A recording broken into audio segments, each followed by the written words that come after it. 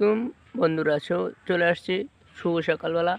দেখতে পাচ্ছেন ধানের একবারে আগামুখী থুঁস চলে আসছে। এই ধান আপনি আগামুখী থুঁস চলে এসেছে, ধান এবং চিটা ভিতরে এবং ধান পরিণত হয়নি। তো আপনার শুভ সকালবেলা এই সূর্যটা দেখতে পাচ্ছেন পূর্ব দিক থেকে উঠছে। আর এটা হচ্ছে আমাদের কেশরকোট অন্যতম একটা জায়গা, যেটা যখন খেলাধুলা করে ওনারা, ক্রিকেট কিংবা ফুটবল।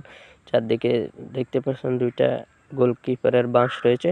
তো চলে আসার পরে দেখতে পাচ্ছেন ধান ক্ষেত নিয়ে একটা ভিডিও করব আজকে সকালবেলা। কুয়াশা ভরা, ঘাসে দেখতে পাচ্ছেন শিশির ভেজা।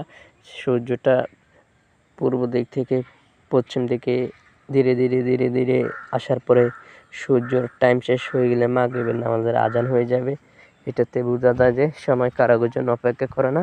আর হচ্ছে আপনার দানটা এমন একটা প্রক্রিয়া জিনিস যেটা আপনার এই দান অনেক কষ্ট করতে হবে। এখনও অনেক কাজ রয়ে গেছে। এই দানে আপনার পোকার ওষুধ দিতে হবে। যারা মাজরা পোকা আছে, বিভিন্ন ধরনের পোকা আছে, যারা ধানের একবারে গোড়া দিয়ে কেটে ফেলায়, কারণ ধান শুকিয়ে যায়, সিঁড়ে হিসাবে শুকিয়ে যায় ধান, তারপরে অনেকের লোকসান হয়ে যায়।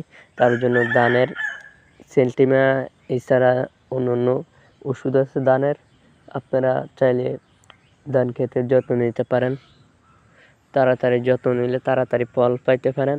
বেশি যত ক্ষতি তত লস, যত গতি তত ক্ষতি। তো আপনারা তাড়াতাড়ি ধান ক্ষেতের জন্য ওষুধ দিবেন এবং কি যত্ন করবেন, আপনারা ফল পাবেন ইনশাল্লাহ। তো প্রাকৃতিক দৃশ্য আপনাদেরকে কেমন লাগে একটু জানাবেন।